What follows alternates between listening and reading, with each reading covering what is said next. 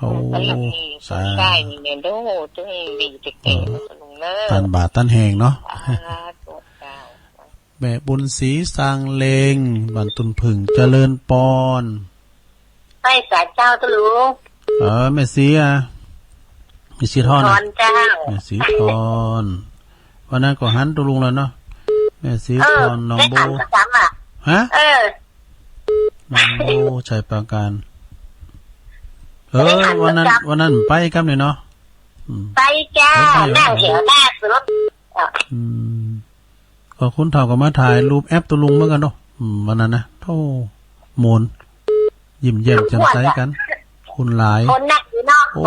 หนักเลยเป็นกึ่งปีแล้วนี่ยังหนักต่ออีกนะปีหน้าซ้ำจะหนักแม่นั่นกับแม่ใดอันพี่ได้ดูฝนก็ขึ้นตกนะฝนว่าไว้แต่มันบดเดียนะบดเดียบุญจัดสรรได้ได้หันกันได้อู้กันสักกันได้พี่ยังเอาพี่หน้าก็หันกันอยู่เนาะหันกันอยู่ขอบคุณประทับใจหน้าแล้วเหรอกะแถวหน้าสุดมาแสดงตัวกะเฮาในประตูมันคุณหูจักหลายแต่ว่าเฮาคอต่างเด้อเฮาหูจักไผมันเปิ้นมาแสดงตัวเนาะเจ้าขอบคุณแม่สีทอนในลายเด้อเจ้าเป็นกำลังใจด้วยเนี่ยลุงแม่สีทอนบ้านน้องโบนะชัยปราการโอ้หุมกินหุมตาลเจริญปอนเจ้าลุงโอ้แม่เพนขาวเตี้ยว่าไปเลยจ้าไอ้ไฟสว่างตาใส่กระว่าสว่างใจสว่างจะได้แกงไฟสว่างจะได้แกงข้าวเจ้าตอนนี้ดินก็กระจายจะลงเนอะเดี๋ยวแม่เทียนจะเดินทางปลอดภัยด้วยจะลงเนอะโอ้เดินทางปลอดภัยเนาะจ้าแม่เพนขาวเตี้ยนะนี่ตาจ่างบนเนอบ้านไอ้ขจรเขาพวกนั้นนะบ้านแม่โบคำเขาบอกเจริญปอนเจ้าไม่ทราบเจ้าเมลี่ห้วยโทกเจ้าฟังอยู่เด้อดีวันนี้พอดีลูกเจ้าอ่ะจ้ะแต่ได้ทัวร์จ้ะหลายวันละวันนั้นฟังเพื่อถ่ายทอดให้ฟังตรงบ่ายผู้ไหนแม่ฟังมันเพิ่มฟังจำหม้อหนูนั่นก็ของตัวเองแรงมันแรงอ่ะ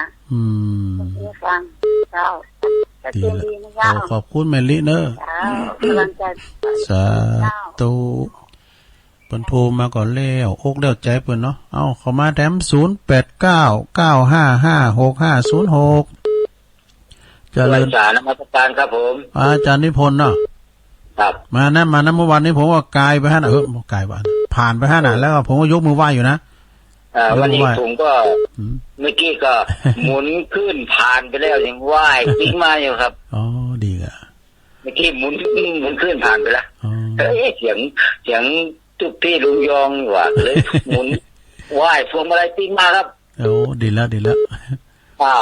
ยวอ่านกรขันห้าฟังสักกรนึงครับโคราชเอาเลยจะขอกล่าวเรื่องราวย่อพอสังเขปหากหลงเสพจิตนำสะสมหลงยึดติดคิดขันห้าพาเกลียวกลมคงหลงลมห่มทุกข์คลุกดังเคยรูปที่เห็นเป็นเพียงเปลือกเลือกสรรหาเวทนาพาสุขทุกข์ละเฉยสัญญานำจำหมายรู้ดูเคียงเปรยมิละเลยปรุงแต่งแห่งสังขารความรู้สึกตึกมั่นขันธ์ข้อห้าคือมัคคาพาอารมณ์ชมสถานประตูลับจับทุกสิ่งอิงวิญญาณทั้ง5สารทานสิ้นสุขทุกลมลัน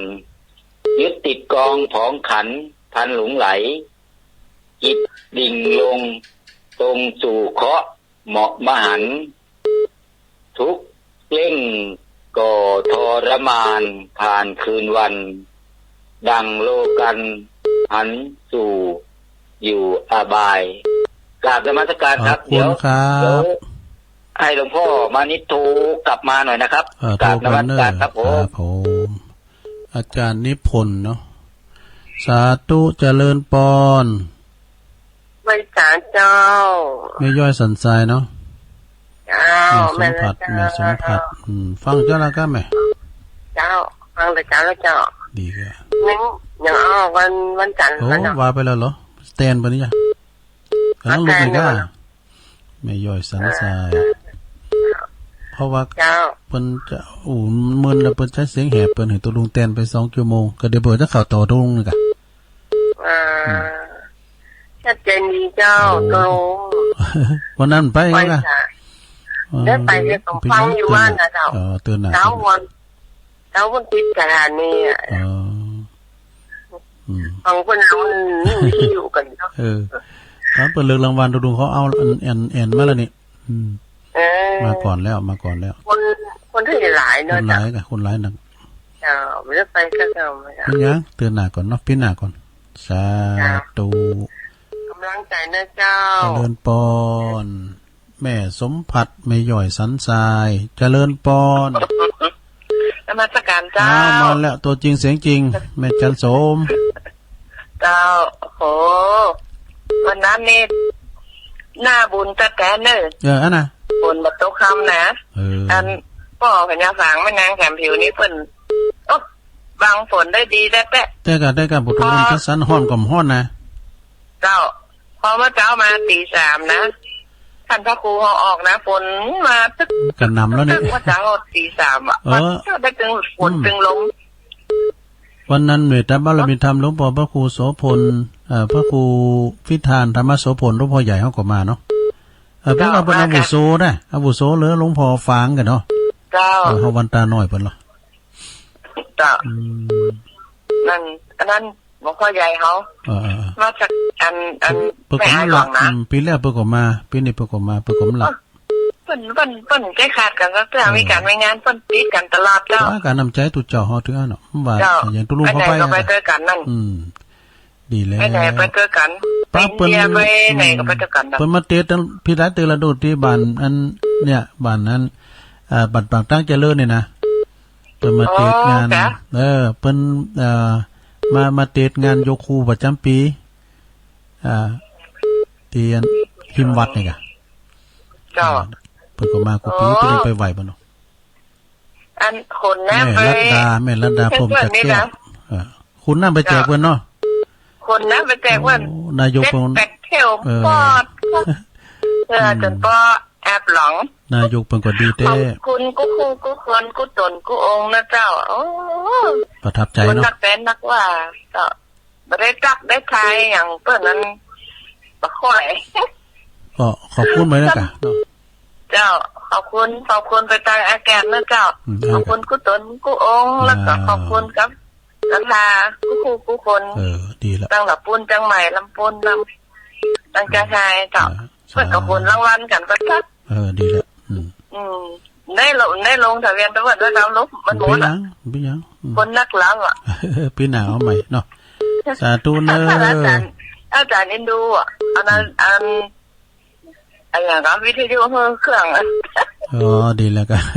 คุณวัดเนาะ เอาไปให้แม่ฟังจังไงเด้ออีลูก ดีแล้ว เปิดแล้วล้อไม่สายอ่ะขึ้นกี่ขาวอ่ะ ดีแล้วขอบคุณแม่จันสมเนอความประทับใจนะยังแม่ปานี่นะย้ำได้มาอวยพรขอบคุณนะแม่ปานี่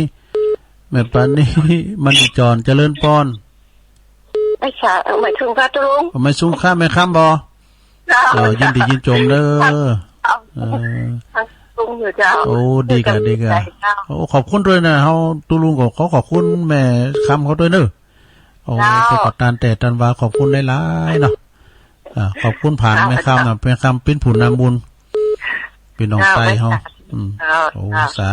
ธุถามพุ่งไปแล้วเจ้าโอ้ลูกเจ้าได้กะเดี๋ยวก็ฟังต่อทำเด้อเจ้าครูเป็นจะออกสาธุอันนี้เพิ่นก็ไปแพ้วเวงป่าเป่าพุ่นนะแม่คำเนี่ยผู้นำบุญพี่น้องไตเจริญปอนเจ้าไว้สาเจ้าตุลุงมาแล้วแม่เอื้องไพเจ้าดีกันเกือบใหม่นี่เหมาะมาตุลุงเนาะโอ้โทษจับก็เดี๋ยเบอร์11เนี่ยบ่น้อยเนี่ยบ่ถามเบอร์หรอกจ้ายำเตาก็ถ้ายำเหมาะโอ้โหตอนนั้นจะอึกไปเลยมันกัดยำเตาเล็กเราความใส่หัวใด มันเห็นตาเนาะ แม่นเนาะโอ้ลำเลยเอาแกล้งคุมกลับไว้นี่หมอเหรอจันประเสริฐประสานโนก็เอาตัวลุงเอานี่กลับเนี่ยบุตรของกินบักเก่าพับหอยกลับด้วยโอ้เป็นหลายอย่างวันนั้นน่ะกินเฮาซ้ำห้างต้องไปเลยเนาะกินกาแฟไหนกาแฟกินในซองนึงกับขนมปังอันเนี่ยต้องฮ้อนหวังกินกลางๆ พอดีเนาะ จับพอดีบุโรไฮกับบุโรสิง3-4ถุงอ่ะโอ้ผลว่ากินเนี่ยกันแล้วก็มันจะถุงใหญ่ด้วยสิง4ถุงไปข้าวหุงก็มีเนาะทุกลุงอ่ะเอาคนหนึ่งเนี่ยมันเน่นใจ เจ้าฟังอยู่นะเจ้าจะรู้ ขอบคุณเนอะ เจ้าแม่สาเจ้า เจริญพรเฮ้ยสัทธาญาโยมนั่นแหละมันประทับใจนะโธ่อย่างนั้นไปไฟหินนะกะไฟหินก็จะมีเนอะไฟหินก็จะมีนะพี่หนาเนี่ยมีแล้วไฟหินนะผู้จัดการห้องส่งใหม่เพื่อนนะเจริญพร มาชักการจ้าย ายพรมาแล้วยายพรลองวัวแดงสังกะเปเชียงใหม่